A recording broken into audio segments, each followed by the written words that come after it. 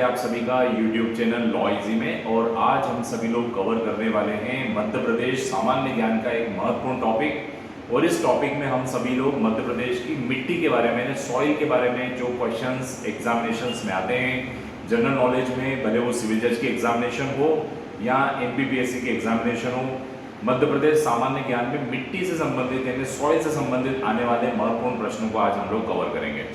आप सभी का स्वागत है। Today's topic is Madhya Pradesh सामान्य ज्ञान एंड मृदा। हिंदी में मृदा अथवा ऐसे सामान्य भाषा में मिट्टी कहा जाता है। मिट्टी से संबंधित प्रश्नों को आज हम समझेंगे। सबसे पहले मिट्टी क्या होती है? मिट्टी पृथ्वी धरातल का जो ऊपरी पार्ट है, मतलब जो ऊपरी भाग है, यानी हम जब पृथ्वी के धरातल पर देखते हैं on the surface of earth, the outer layer, जो आउटर लेयर है उस आउटर लेयर पे मिट्टी हमें देखने को मिलती है। इस मिट्टी में धूल के कण भी होते हैं, इस मिट्टी में जीवाश्म है और चट्टान के टुकड़े होते हैं। और ये मिट्टी क्यों जरूरी है हम सभी को पता है। मिट्टी से ही वनस्पति, पेड़ पौधे अपना भोजन प्राप्त करते हैं। जो महत्वपूर्ण खनिज है वो मिट्टी से ही प्राप्त करते हैं। और मिट्टी इसलिए भी इम्पॉर्टेंट है कि जितनी भी फसलें होती हैं उन फसलों के लिए भी मिट्टी महत्वपूर्ण होती है। तो इस मिट्टी के संबंध में कौन कौन से प्रश्न आते हैं? तो सबसे पहले मिट्टी धरातल का ऊपरी भाग है, अपर सरफेस और upper layer of the earth surface is called soil.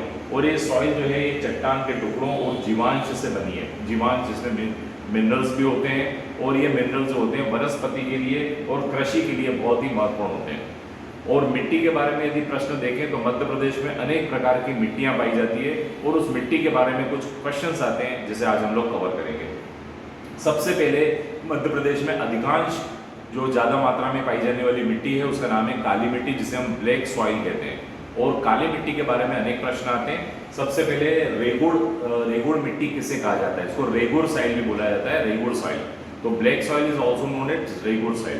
तो रेगुड़ सॉइल किसे कहा जाता है? तो उसका आंसर आपको लिखना है काली मिट्टी को कहा जाता है। इसमें कौन सा तत्व सबसे ज्यादा होता है? तो लोहा और चूना। लोहा और चूने के तत्व सबसे ज्यादा होने की वजह से ही इसे काली मिट्टी कहा जाता है। कहाँ पाई जाती है ये भी प्रश्न पूछा गया है। सतपुड़ा क्षेत्र में, मध्य प्रदेश के जो सतपुड़ा क्षेत्र है, नर्मदा घाटी है और मालवा का जो पठार है, इन सभी जगहों पर ब्लैक सॉइल पाई जाती है, मतलब काली मिट्टी पाई जाती है। एक और प्रश्न आता है मध्य प्रदेश की एक और मिट्टी के बारे में, पीली मिट्टी और लाल मिट्टी। तो मध्य प्रदेश में पीली मिट्टी और लाल मिट्टी के बारे में जो क्वेश्चंस आते हैं, सबसे पहले कि ये पीली मिट्टी और लाल मिट्टी कहाँ पाई जाती है? तो पूर्वी क्षेत्र में, मध्य प्रदेश के पूर्वी क्षेत्रों में लाल और पीली मिट्टी पाई जाती है। यानी बघेलखंड, यानी कौन से एरिया अगर आ जाए कि किस क्षेत्र में मिट्टी पाई जाती है, तो बघेलखंड एरिया में पीली और लाल मिट्टी पाई जाती है। फेरिक ऑक्साइड की वजह से इसका कलर लाल होता है। फेरिक ऑक्साइड की वजह से लाल मिट्टी कहा जाता है। ये कम उर्वरक होती है, इट इज लेस फर्टाइल। तो प्रश्न आ सकता है कि कौन सी मिट्टी लेस फर्टाइल है? तो आपको लिखना है कि जो लाल और पीली मिट्टी लेस फर्टाइल है, मतलब ज़्यादा उपजाऊ नहीं है, यानी कृषि के लिए ये थोड़ी कम उपजाऊ होती है। इसमें लोहे के ऑक्सीकरण होने की वजह से ये लाल पाई जाती है। लाल क्यों होती है? तो लोहे का ऑक्सीकरण हो जाता है, ऑक्सीडाइजेशन ऑफ द आयरन, इस वजह से ये मिट्टी लाल दिखाई देने लगती है। और जलोढ़ मिट्टी, जिसे हम एलुवियल सॉइल बोलते हैं, पंजाब वाले जो एरिया है, आपने देखा है पंजाब हरियाणा में बहुत ही उपजाऊ मिट्टी होती है और इसी उपजाऊ मिट्टी को जलोढ़ मिट्टी बोलते हैं, इसको एलुवियल सॉइल बोलते हैं। तो क्या मध्य प्रदेश में एलुवियल सॉइल भी है? यस, मध्य प्रदेश में एलुवियल सॉइल भी है। और ये एलुवियल सॉइल जो है मध्य प्रदेश के उत्तर पश्चिमी भाग में पाई जाती है, उत्तर पश्चिमी, नॉर्थ वेस्ट एरिया में। और ये नॉर्थ वेस्ट एरिया के यदि जिलों की हम बात करें तो मुरैना, भिंड, ग्वालियर, ये एक ऐसे एरिया है जहाँ पर एलुवियल सॉइल पाई जाती है। और ये एलुवियल सॉइल सबसे ज़्यादा उपजाऊ होती है क्योंकि ये गंगा घाटी से आती है। तो गंगा घाटी से आने की वजह से इसे बहुत ज़्यादा उपजाऊ कहा जाता है। इसके अलावा मिश्रित मिट्टी भी पाई जाती है।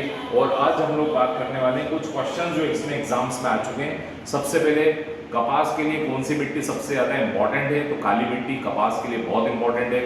काली मिट्टी में मध्य प्रदेश सेकंड नंबर पर है, फर्स्ट नंबर पे महाराष्ट्र है। महाराष्ट्र के बाद नंबर 2 पे मध्य प्रदेश में काली मिट्टी पाई जाती है। उपजाऊ मिट्टी यदि पूछ ले कि सबसे ज़्यादा फर्टाइल सॉइल कौन सी है, तो जलोढ़ यानी एलुवियल सॉइल को बताएंगे सबसे फर्टाइल सॉइल है।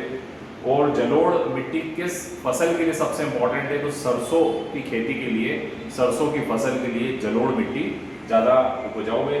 सॉइल इरोजन की प्रॉब्लम क्या है, मृदा अपरदन की प्रॉब्लम कहाँ पर है, किस जिले में सबसे ज़्यादा है, ऐसा भी प्रश्न आया हुआ है।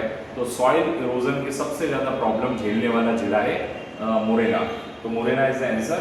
महाराष्ट्र में भी यानी एक प्रश्न हो रहा है कि मध्य प्रदेश के अलावा और कहाँ पर काली मिट्टी पाई जाती है। तो मध्य प्रदेश के अलावा महाराष्ट्र में और गुजरात में भी काली मिट्टी पाई जाती है। मालवा का पठार, इस मालवे के पठार में कौन सी मिट्टी है, तो आपको लिखना है काली मिट्टी मालवे के पठार में। जैसे हम इंदौर की बात करें तो इंदौर में काली मिट्टी पाई जाती है। शुष्क मृदा कौन, क्या मध्य प्रदेश में कौन सी मृदा नहीं होती, कौन सी मिट्टी नहीं पाई जाती है, तो शुष्क मृदा जैसे हम बालू रेत कहते हैं, ये बालू रेत मध्य प्रदेश में पाई नहीं जाती है। यहाँ पर बालू रेत जो नदियों के किनारे हैं वहाँ की बात छोड़ दें, जो जमीन पर बालू रेत यानी शुष्क है, सूखी मिट्टी नहीं पाई जाती है। तो यह मित्रों मध्य प्रदेश में मध्य प्रदेश के जो सॉइल से संबंधित जो प्रश्न एडीपीओ या सिविल जज के एग्जामिनेशन में आ सकते हैं उसके बारे में क्वेश्चन सिविल जज की क्लासेस के लिए आप लोग ज्वाइन कर सकते हैं, लॉ इजी क्लासेस, और इसमें प्रीलिम्स मेंस के साथ इंटरव्यू की भी प्रिपरेशन